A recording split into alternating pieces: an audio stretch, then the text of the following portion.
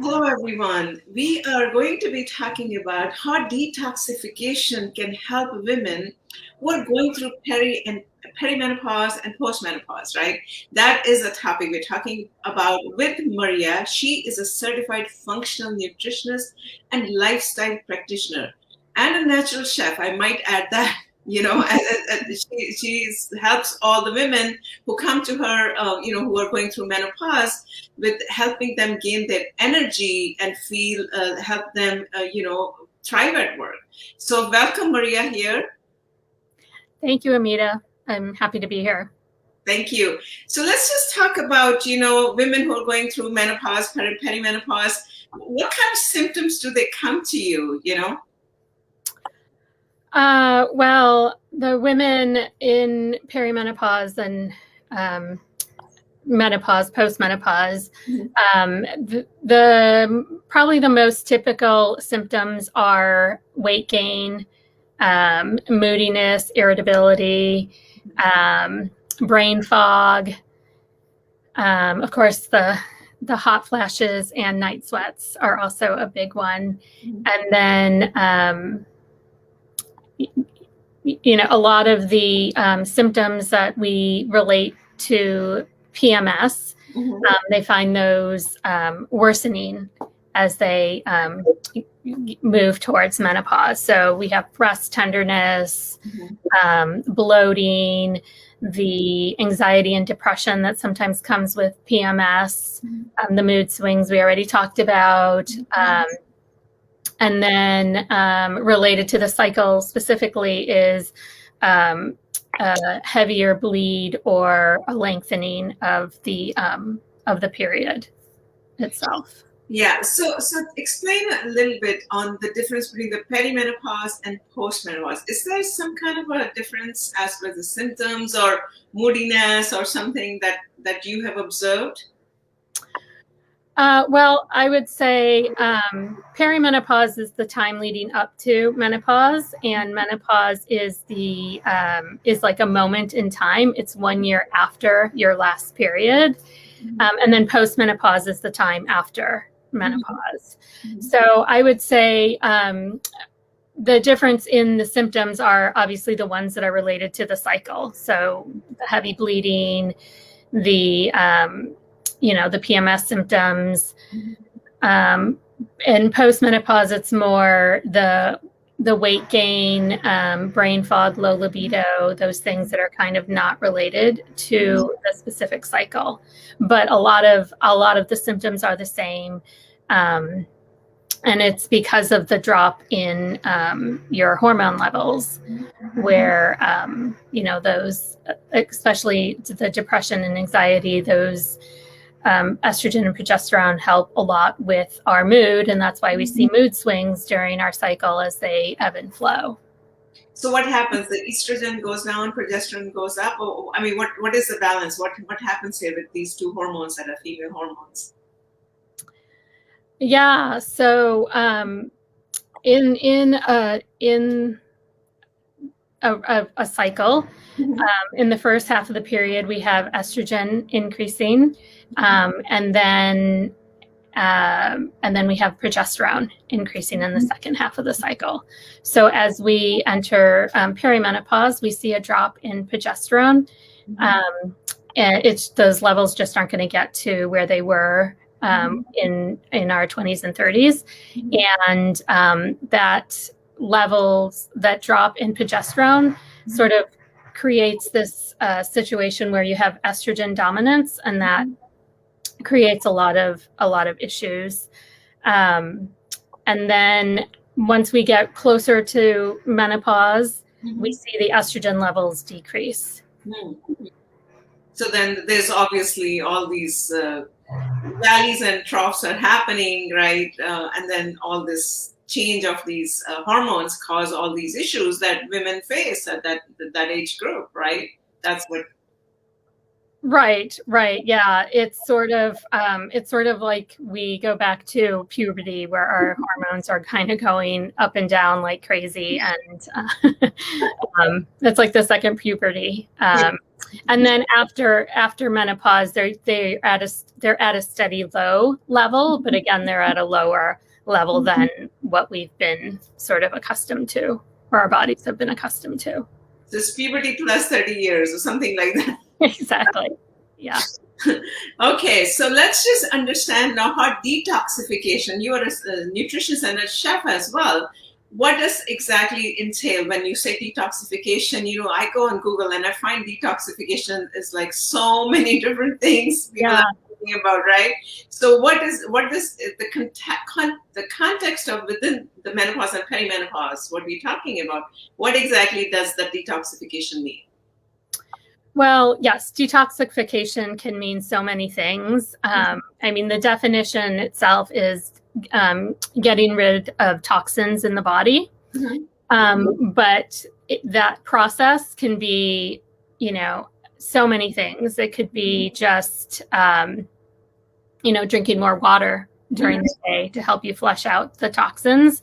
And it could be going to a really strict diet and taking supplements that are really going to support your liver and adrenals and help you move toxins out, move specific toxins out of your system, like heavy metals or stuff like that. So there's a wide range, and it really depends on the woman and the level or degree of detoxification she wants to do.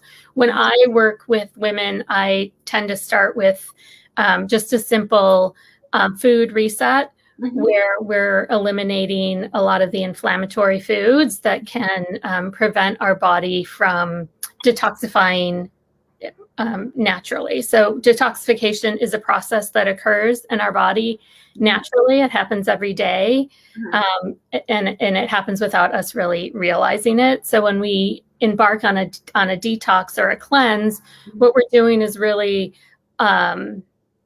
clearing the way for our bodies to do what they naturally do. So with a simple food reset, we're eliminating foods that can impede detoxification and cause inflammation and problems. So when I do a simple food reset with women, I start with eliminating gluten, dairy, and refined sugar.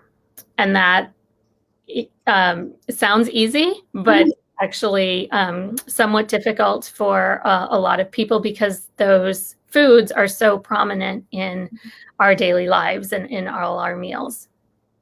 So do you tell the women to follow a certain kind of a regimented diet for the detoxification is for like 5 days, 7 days, 21 days? Is there some kind of a time period that you say, okay, you are now going to eat for 7 days only XYZ and then and drink so much water, or what is that like?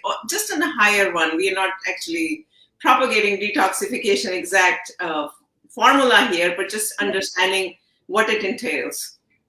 Right. Well, I like to start with just a simple 5-day detox, because it seems so doable and approachable. Anything beyond that seems a little bit scary to some women, and they don't want to commit to it because, busy schedules and they have a meeting to go to next week or they're going away. So 5 days is a nice starting point. And what I like to do is when they reach the end of the 5 days, they're usually feeling really, really good. And then that propels them to want to do 5 more days.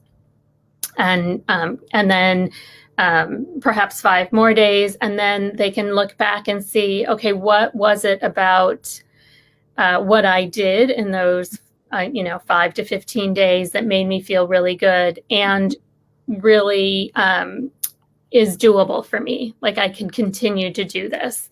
And so if you do like a 5-day detox every quarter or, every so often, then you can take little bits of the detox into your daily life, and it becomes more of a lifestyle for you. And you don't have to make a big change and feel like you're deprived, but it's something that kind of moves along naturally.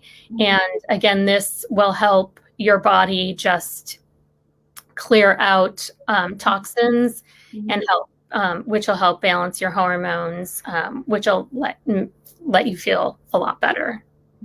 So that's I understand the 5-day one, but is it like a juice cleanse? Is it like some kind of a mono diet cleanse, like a plant-based only? Is it like khichdi cleanse? You know, and now Ayurveda talks about khichdi cleanse. There's so many cleanse. So is there a particular type of cleanse that you recommend, or is it just like, okay, you have to have your meals at a certain time and you can only include plant-based diet? You know, I don't prescribe to any one particular diet. What I do with the 5-day detoxes, again, is I have people eliminate the gluten and dairy, and the refined sugar. And I think those are the most beneficial. That's the most beneficial way to start seeing changes. For a specific woman who has some, a particular issue, we might do another type of healing diet, some sort of elimination diet to help her particular problem. I also have done a lot with the intermittent fasting and keto diets and introducing that to women. And it works for some, and some don't like it. But I like to introduce the concepts because it helps to balance blood sugar and also helps to get in some healthy fats into the diet, where I think a lot of women in our in America, in our culture, have kind of have this fat phobia, where they believe that all fats are bad for you, and so they try to avoid it at all costs. And I think introducing something like the keto diet helps them learn more about fats and loosen up around their restrictions to fat. Sure. So it's okay. So and then this you recommend every quarter, just helps them clean up their toxins. And you see improvement in the symptoms that when they came to you, like with the symptoms that we were talking about earlier. Do they see the difference in 5 days, or does that take a little bit of time? They surprisingly do see a difference in 5 days. They have more energy. Some women lose a couple pounds, and I think are more aware of how food affects them. So that's a big